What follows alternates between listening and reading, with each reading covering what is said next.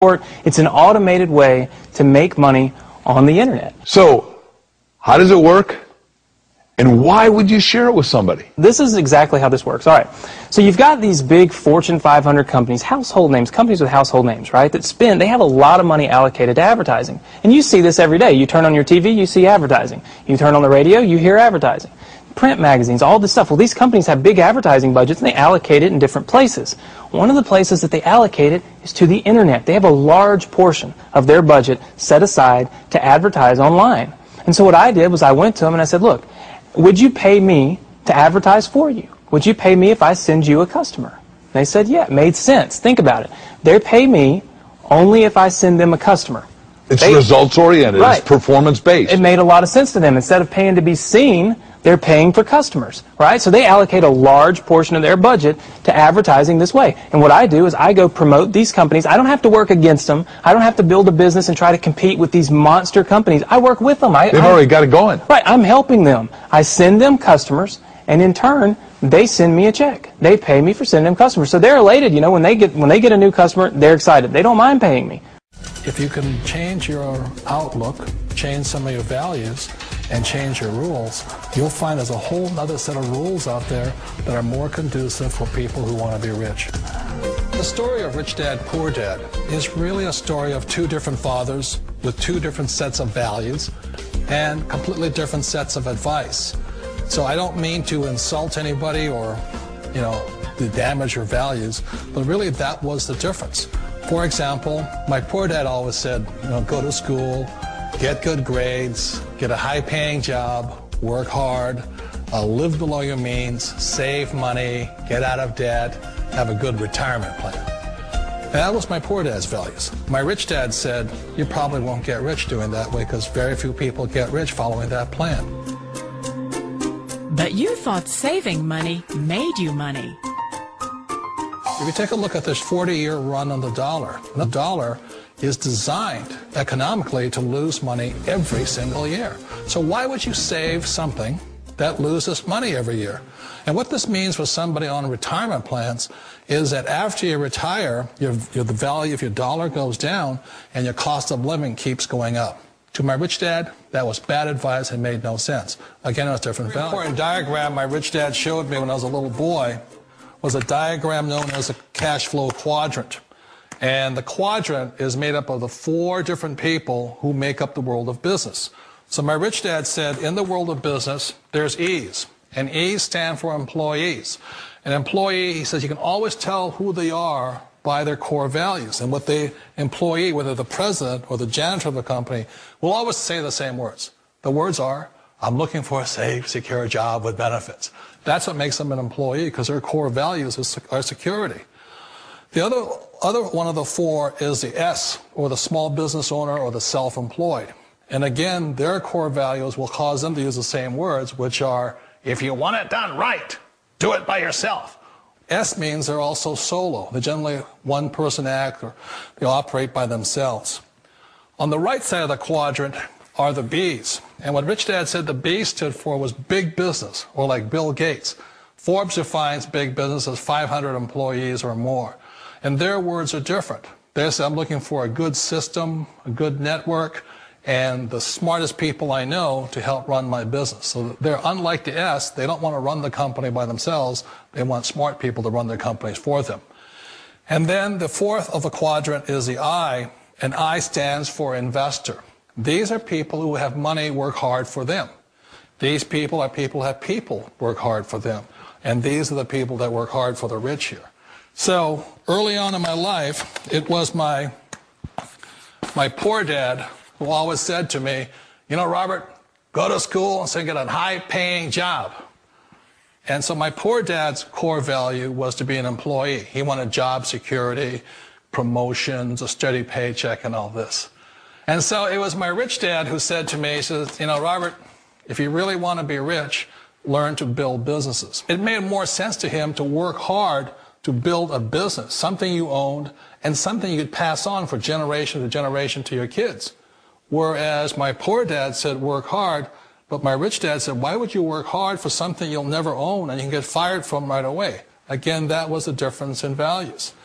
So my rich dad suggested I learn how to be a business owner and learn how to be an investor. And that's one of the big differences. On this side of the quadrant, these people here work for security. They work for money also. On this side over here, their key value that they want is they want freedom. They don't want to have to work at a job anymore. They don't want to have to work for the rest of their lives. So the beauty of building a business and learning how to invest is very simply that this is passive income. You work hard for a few years, but possibly for the rest of your life, income keeps flowing to you. Of all the businesses out there, which type do you choose? One of the reasons I consider a direct selling business a perfect business is very simply because the company will work with you to get the business skills that make you rich. Always remember that it's not money that makes you rich, it's business skills. And that's why it's a perfect business. They'll take as long as you like to get the skills to make the money. And that's a lifetime skill thing. The other part about it is the low startup cost. You know, where else can you get in for under $500 and get these skills? For people who want to make the shift over to the B quadrant, which is what I would recommend for people, one of the beauties of a network marketing company is that you can do that for a very low price. And that's why I talk to people about considering network marketing. If you're to build a Microsoft, it would take you hundreds of millions of dollars. But a network marketing company allows you to start at a very low rate. They'll be patient with you. They'll take their time to transition over here. And the reason why that time is so important to most people is it takes time to change those values. And the most important thing is once you take the time, let's say it takes 1 year, 2 years, 5 years, whatever time it takes, once you see the value or the core values of this side and this side, you're unstoppable. Today, I would never go back and get a job. Why should I? I'd rather stay on this side, build companies, pay less taxes, and make more money. But the key is a person needs to change the values from my poor dad to the values of my rich dad. And that's one of the beauties of network marketing companies. They allow you the time, and at very low cost, they'll work with you to make that transition over there. The number one asset a person can build is build a business. That is the smartest thing you can do. Years ago, I decided not to follow the corporate ladder simply because, again, it was values. You know, my poor dad always said, go to school and get a high-paying job with the government or a big corporation. But my rich dad said, why would you work so hard at something you'll never own? You can't sell your job. You can't pass it on to your kids. So to me, it never made any sense. It made more sense to build my own business and hire other people. The other reason is that you really don't have much control if you're in the corporate ladder world. For example, you can get fired at any time. Or today we have what's called M&As, or mergers and acquisitions, where another company buys another company. So you could be a great employee, but the company that buys your company just fires you. Wait a minute. This sounds too good to be true. Like one of those get-rich-quick schemes. It's not a get-rich-quick formula. You don't just do it overnight. It takes time. I still remember the first time I made that transition was back in 1978 when I fully quit my job and I had to depend upon my company that I was building to support me. So I understand the fear. The beauty, the most important thing to remember is this. There's two kinds of people in the world. There are the types that will say, you'll never make it. And there was I had a lot of people, a lot of friends and family saying that. You're stupid. Don't do it.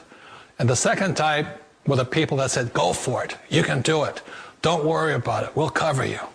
So the most important thing is support of friends and family. One of the beauties of a direct selling company is that they provide that personal support to you for as long as it takes you to make the journey from the left side to my rich dad side. One of the challenges of being self-employed is that you're your own boss. You're the solo act. Like in the S quadrant, you're the individual. You do it on your own.